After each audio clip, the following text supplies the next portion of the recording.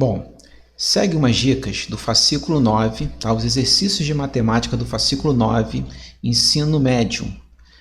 São as dicas do exercício do ensino médio, tá? Do SEJA, unidade SEJA Magé. E essas dicas aí vão ajudar você a fazer o trabalho, né? E consequentemente também fazer uma melhor prova. Tá? A questão 1 e questão 2 abordam a ideia de porcentagem, sendo que a questão 1 é uma porcentagem mais simples, mais direta, e a questão 2 fala um pouquinho da ideia de juros, nos juros simples. Tá? O que está pedindo na questão? Uma questão tem um problema do dia a dia, né? O preço de um celular de certa loja custa R$480, se pagar à vista vai ter 15% de desconto. Tá? Quanto pagarei pelo celular se eu pagar à vista? Bom, existem várias maneiras de fazer essa conta. Eu escrevi aqui dois métodos. Tá? O que eu chamo de método 1, que é o método que sempre funciona. Por exemplo, eu quero calcular 15% de qualquer coisa, no caso de 480. 15% de 480 é só pegar o 15 e multiplicar por 480 e dividir por 100.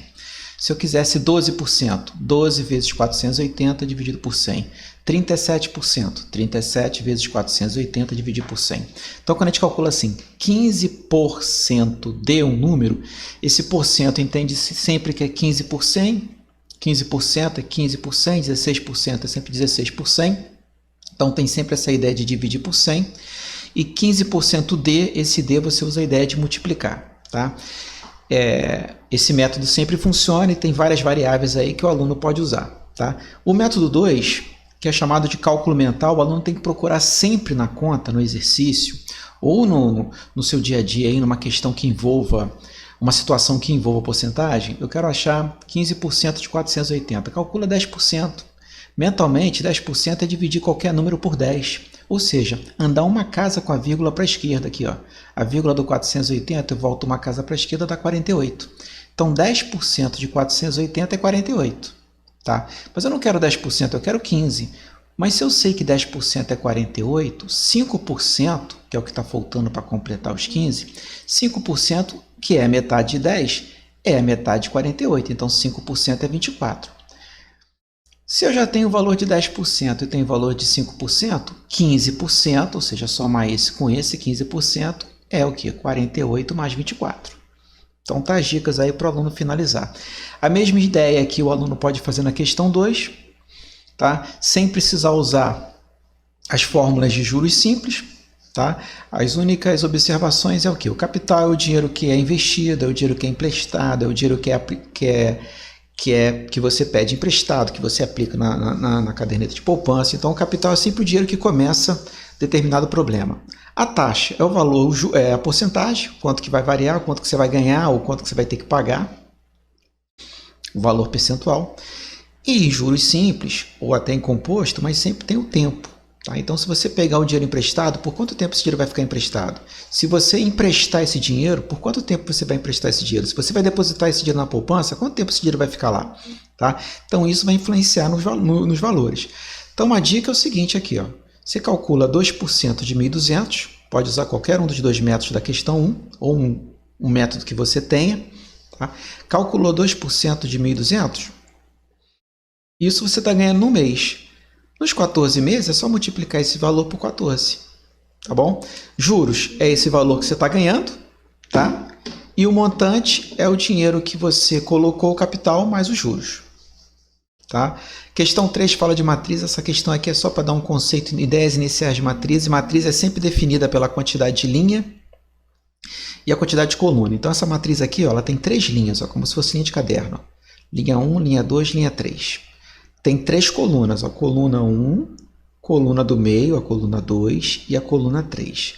Qual é o elemento que está na primeira linha? Bom, tem esses 3 caras aqui na primeira linha, 10, 15 e 35. E a primeira coluna é o 10. Terceira linha e segunda coluna, só você ver aqui quem está na terceira linha, segunda coluna. E por aí vai na questão da letra C. Tá? Essa aqui é a questão mais chata, vamos dizer assim, mais trabalhosa da atividade, do exercício em particular. Eu quero construir o ideal é o aluno dar uma estudada na apostila e no conceito de matriz, estudar um pouquinho as ideias básicas de matriz, mas simplificando, para responder essa questão, o que nós temos aí? Nós tem que construir uma matriz com duas linhas e duas colunas, ou seja, uma matriz chamada de 2 por 2.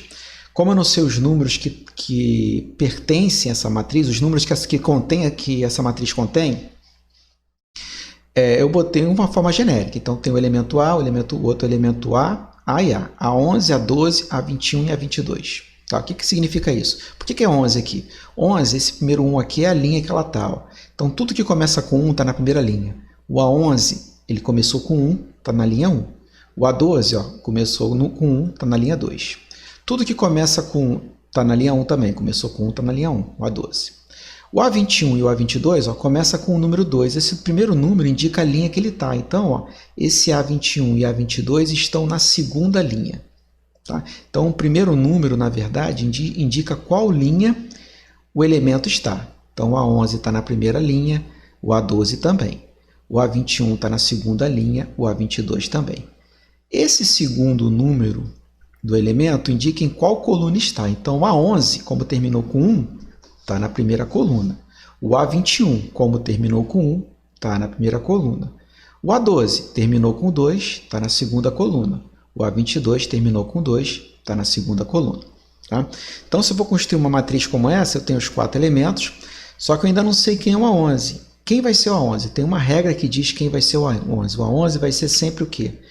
2i menos j. Como é que vem a ser essa história de i e j? O A11, o elemento A11, ou seja, o cara que está na linha 1 e coluna 1, esse primeiro número que indica a linha é o i. Esse segundo número que indica a coluna é o j. Então, A11 vai ser o quê? 2 vezes o i. Só que o i vale 1. Então, 2 vezes 1. Menos o j, que vale 2. Então, por que é 2 vezes 1? Porque a regra diz o seguinte, para construir a matriz tem que respeitar essa regra. 2i menos j. Mas quem é o i? Quando eu fizer o A11, o i vai ser 1. Quem é o j? Quando eu fizer o A11, o j vai ser 1. 2 vezes 1, 2, mais 1, 3. Então, isso quer dizer que o A11, na verdade, ele é o número 3. Então, descobri que é o A11, ele é o 3. Tá? Eu tenho que fazer isso de novo para os outros elementos. É o que o aluno vai ter que fazer. Tá? Colocando aqui, rapidinho aqui, vou botar aqui, mais um exemplo aqui, fazer mais um. A12, que é esse cara que eu tenho que descobrir. Quem é o i? O i vale 1, manter 1 aqui. O j agora é 2, então vai sair menos 2 aqui. 2 vezes o i, que vale 1, menos o j, que vale 2. 2 vezes 1, 2. Menos o j aqui. Eu vou corrigir lá em cima também uma observação. Então, aqui dá 0.